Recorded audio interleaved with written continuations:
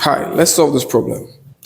Now, if tan x is 1 over 3, where 180 degrees is less than x and is less than 270, evaluate this, leaving the answer and solve. Now, this is a further maths question from WAEC.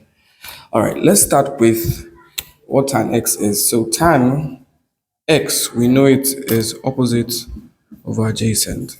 And this means that 1 is your opposite and 3 is your adjacent. Naturally, you need to draw a right angle triangle, put your x somewhere. So x, the opposite is 1, the adjacent is 3. So we need to find our hypotenuse. So that will be hypotenuse squared equals to 1 squared plus 3 squared. So 1 squared is 1, 3 squared is 9. That's 1 plus 9 is 10. So the hypotenuse is the square root of 10. Okay, so that means we can write sine x. Now, sine x is opposite over hypotenuse. So naturally, sine x will be the opposite, which is 1, and the hypotenuse, which is root 10. However, we need to remember that this was given to us. Now, what does this mean? This takes us back to our quadrants. If you know your quadrants, you know that you have sine is positive here, all positive, tan is positive, then cos is positive.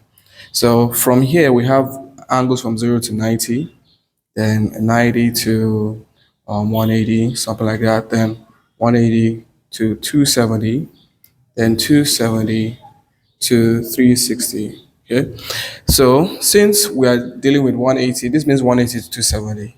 It means we're in this third quadrant. And in this third quadrant, only tan is positive. That means that this is going to be negative. Similarly, for cos x, which is adjacent over hypotenuse, the adjacent is 3, and so let me just put the minus first, minus 3 over root 10. Now that we know what our sine x and cos x are, we can now approach this question. So we have sine square x. That simply means we know what sine x is. So first of all, sine square x, for those who might be confused, simply means sine x all squared. So instead of this, I can write minus 1 over root 10 all squared. Then minus cos x.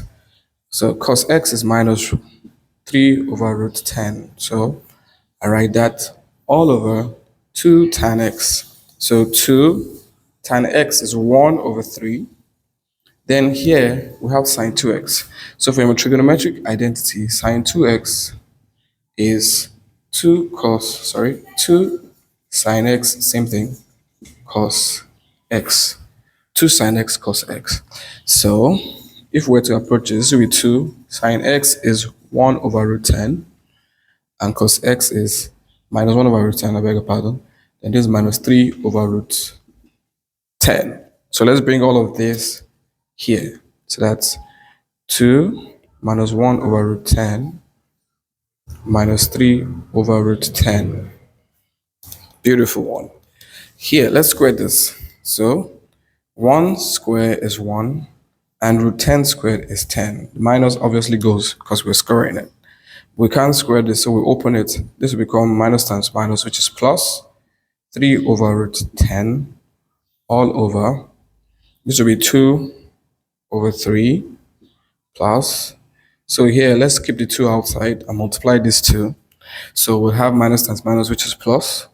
1 times 3 is 3. Then we have root 10 times root 10, which is 10. Good.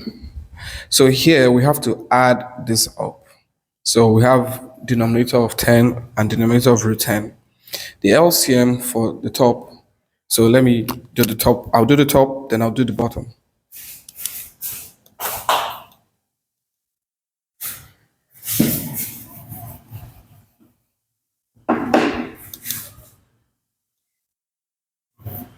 So the numerator, it will be 1 over 10 plus 3 over root 10.